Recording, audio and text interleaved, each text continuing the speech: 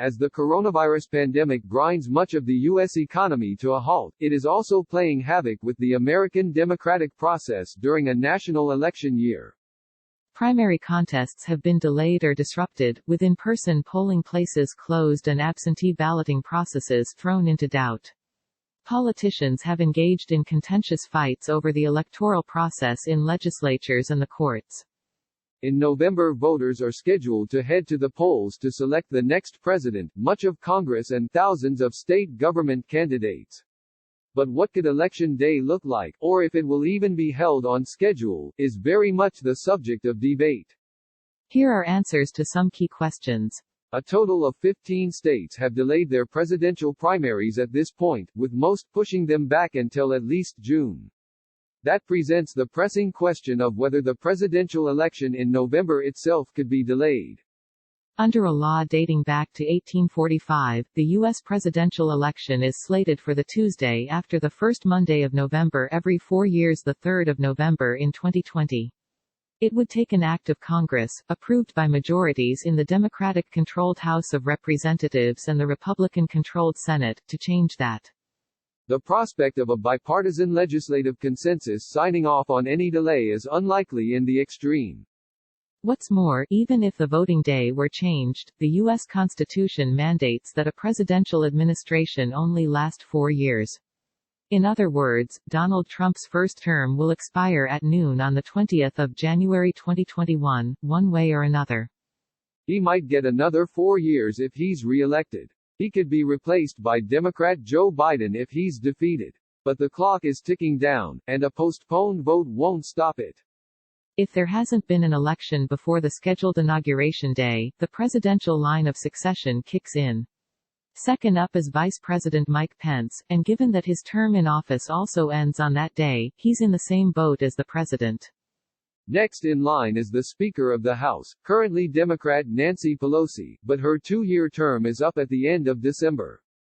The senior-most official eligible for the presidency in such a doomsday scenario would be 86-year-old Republican Chuck Grassley of Iowa, the president pro tem of the Senate. That's assuming Republicans still control the Senate after a third of its 100 seats are vacated because of their own term expirations. All in all, this is much more in the realm of political suspense novels than political reality. While an outright change of the presidential election date is unlikely, that doesn't mean the process isn't at risk of significant disruption. According to University of California Irvine professor Richard L. Hasen, an election law expert, Trump or state governments could use their emergency powers to drastically curtail in-person voting locations. In the recently concluded Wisconsin primary, for instance, concerns about exposure to the virus, along with a shortage of volunteer poll workers and election supplies, led to the closure of 175 of the 180 polling places in Milwaukee, the state's largest city. If such a move were done with political interests in mind, perhaps by targeting an opponent's electoral strongholds, it could have an impact on the results of an election. Hasen also suggests another more extraordinary, albeit unlikely, scenario. Legislatures, citing concerns about the virus, could take back the power to determine which candidate wins their state in the general election. There is no constitutional obligation that a state support the presidential candidate who wins a plurality of its vote, or that the state hold a vote for president at all. It's all about the Electoral College, that archaic U.S. institution in which each state has electors who cast their ballots for president. In normal times, those electors almost always support whoever wins the popular vote in their respective states. It doesn't necessarily have to work that way, however. In the 1800 election, for example, several state legislatures told their electors how to vote. Popular will be damned. If a state made such a hardball move today, Hasen admits, it would probably lead to mass demonstrations in the streets. That is, if mass demonstrations are permitted given quarantines and social distancing edicts. The recent experience in the Wisconsin primary could serve as an ominous warning for electoral disruption to come, and not just because of the long lines for in-person voting at limited polling places, staffed by volunteers and National Guard soldiers in protective clothing. Prior to primary day, Democratic Governor Tony Evers and Republicans who control the state legislature engaged in high-stakes legal battles, one of which was ultimately decided by the U.S. Supreme Court, over whether the governor had the legal power to postpone the vote until June or extend the absentee balloting deadline. In March, Republican Ohio Governor Mike DeWine had a similar court battle before his successful move to delay his state's primary. A federal judge in Texas on Wednesday issued an order that made fear of contracting the coronavirus a valid reason to request an absentee ballot in November. The state's requirements for mail-in voting had been some of the most stringent in the nation. In a recent opinion survey conducted by the Pew Research Center, 66% of Americans said they wouldn't be comfortable going to a polling place to cast their ballot during the current public health crisis.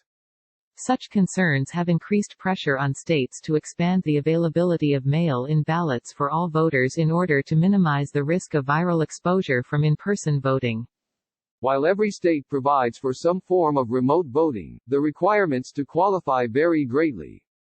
We have a very decentralized system, Hasan says. The states have a lot of leeway in terms of how they do these things. 5 states in the western U.S., including Washington, Oregon and Colorado, conduct their elections entirely via mail-in ballot. Others, like California, provide a postal ballot to anyone who requests it. On the other end of the spectrum, 17 states require voters to provide a valid reason why they are unable to vote in person in order to qualify for an absentee ballot. These states have faced calls to relax their requirements to make absentee ballots easier to obtain, although some leaders are resisting. Mike Parson, the Republican governor of Missouri, said on Tuesday that expanding absentee ballot access was a political issue, and suggested that fear of contracting the virus is not, by itself, a reason to qualify for an absentee ballot. Republicans in other states, including North Carolina and Georgia, have expressed similar sentiments.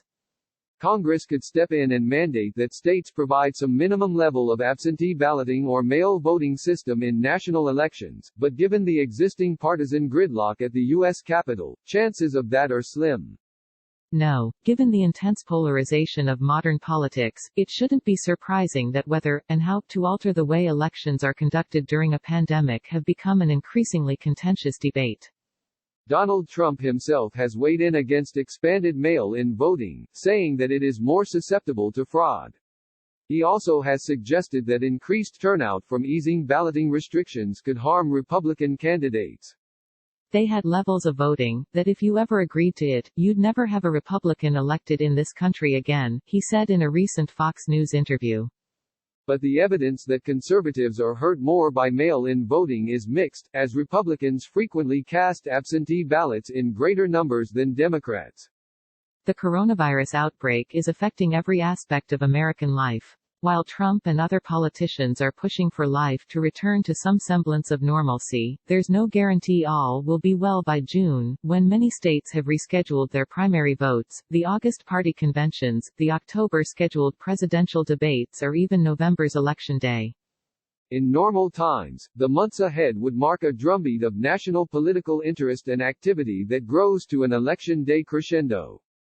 At this point, everything is in doubt, including, for some, the foundations of American democracy itself. Even before the virus hit, I was quite worried about people accepting the results of the 2020 election because we are very hyperpolarized and clogged with disinformation, says Hasan, who wrote a recent book titled Election Meltdown, Dirty Tricks, Distrust, and the Threat to American Democracy. The virus adds much more to this concern.